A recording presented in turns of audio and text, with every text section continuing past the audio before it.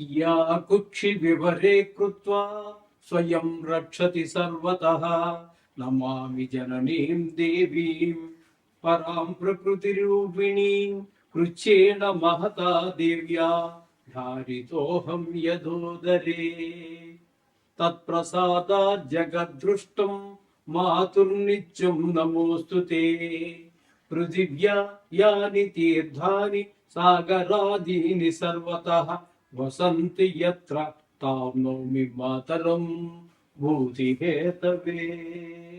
Matrudevobhava. July నెల 2026 సంవత్సరం గోచార ఫలితాలు ఇప్పుడు మనం చెప్పుకోబోతున్నాము. నోటికి ఏదొస్తే అది చెప్పడం ఉండదండి మా దగ్గర. ఏదో లక్షలు వస్తాయి, కోట్లు వస్తాయి, నాది గ్యారంటీ, రాసి పెట్టుకోండి, బల్ల గుద్ది చెప్తున్నాను, ఇట్లాంటి మాటలు ఏమీ ఉండవండి. శాస్త్రం ఎంతవరకు చెప్పిందో అంతవరకే. మిమ్మల్ని సంతోష పెట్టడం కోసం ఏదో ఒక స్త్రీ మీ జీవితంలో ప్రవేశిస్తుంది, ఇట్లాంటివి ఏమి ఉండవండి. శాస్త్రం అంటే శాస్త్రమే. దానికోసమే మేము ఛానల్ ఓపెన్ చేసింది కూడా. కాబట్టి మీరు సశాస్త్రీయమైనటువంటి ఫలితాలు తెలుసుకోవాలనుకుంటే మా ఛానల్ని మీరు సబ్స్క్రైబ్ చేసుకోండి.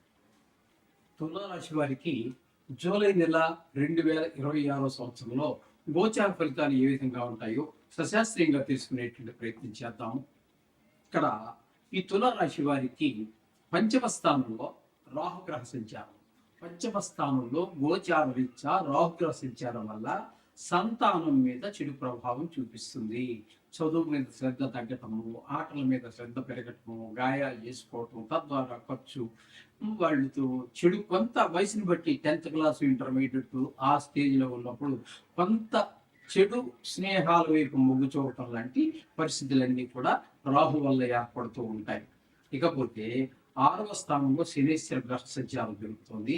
ఆ శనీశ్వరుడు 6వ స్థానంలో ఉండటం కారణంగా చాలా శుభప్రదమైనటువంటి ఫలితాన్ని ఇవ్వబోతూ ఉన్నాడు. ఏ విధంగా అన్నట్టయితే మంచి ఫస్ట్ ఆరోగ్యాన్ని ఇస్తాడు. ఆరోగ్యం, అలాగే మనకి ఏమైనా అప్పులు ఉన్నట్టయితే తీర్చగలుగుతాం. అట్లాగే మనకి శత్రువులు ఎవరైనా ఉన్నట్టయితే మంచి మిత్రులుగా మారే అవకాశం ఉంటుంది. అలాగే కొన్ని చోట్ల మనకి మంచి పేరు ప్రఖ్యాతులు వస్తాయి.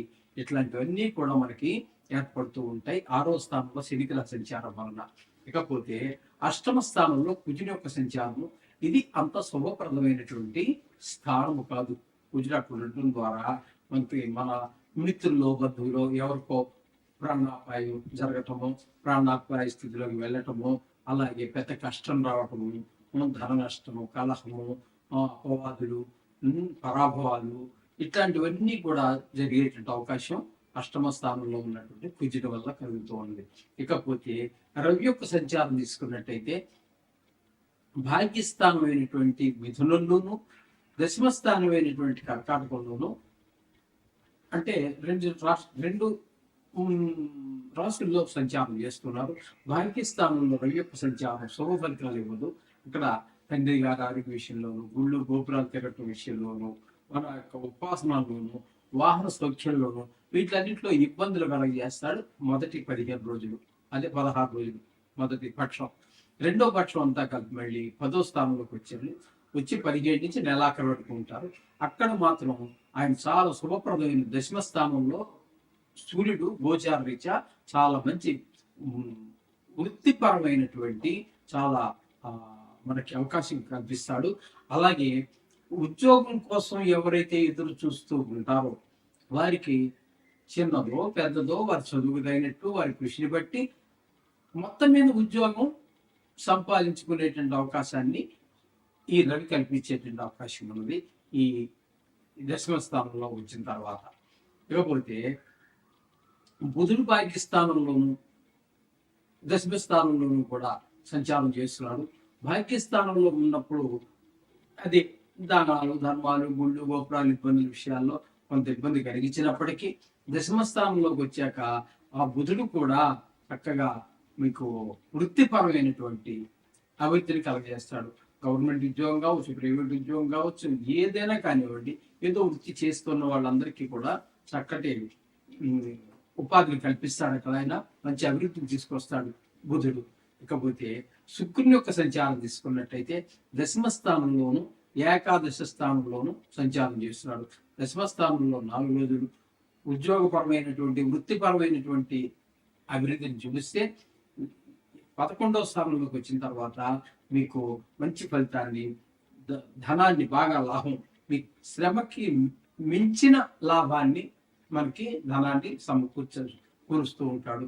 అందుచేత లాభస్థానంలో ఉన్నాడు కాబట్టి శుక్రుడు దశమస్థానం 2 చోట్ల పూర్తిగా నెలంతా కూడా అనుకూలుడే కాబట్టి మీరు షేర్ మార్కెట్లో పెట్టుబడి పెట్టేటటువంటి వారు, సినిమా రంగంలో వారు, టీవీ రంగంలో వారు, ఈ కళలను ఆధారంగా చేసుకుని హరికథలు కానివ్వండి, డ్రామాలు కానివ్వండి, పల్లెటూరుల్లో అక్కడెక్కడ డ్రామాలు వేస్తుంటారు కదా, హరిశ్చంద్రని, బొబ్బులి ధోని, ఇలాంటివి ఏవో డ్రామాలు, అటువంటి వాళ్ళు కానివ్వండి, కొన్ని చోట్ల సాంఘిక నాటకాలు వేస్తుంటారు, వాళ్ళు కూడా అది కూడా కళే.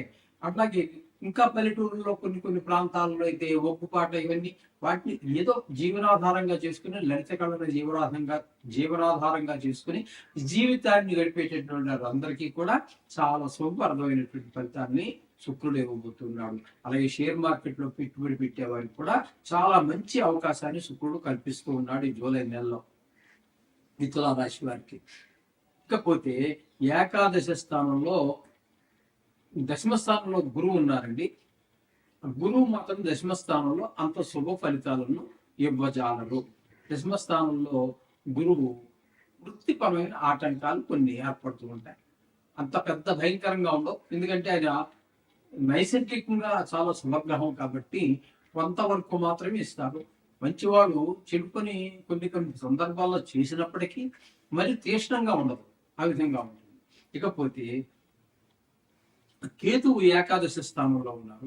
ఆ కేతు ఏకాదశ స్థానంలో ఉన్నాడు కాబట్టి ఆయన కూడా చాలా అనుకూలమైనటువంటి ఫలితాలనే ఇస్తూ ఉన్నారు, చాలా చక్కని ఫలితాలన్నీ కూడా. చేత ఆయన కూడా ధనానికి లోటు లేకుండా చేస్తూ ఉన్నారు. కాబట్టి ఇక్కడ మనకి చెప్పాలన్నట్టయితే శని అనుకూలంగా ఉన్నారు,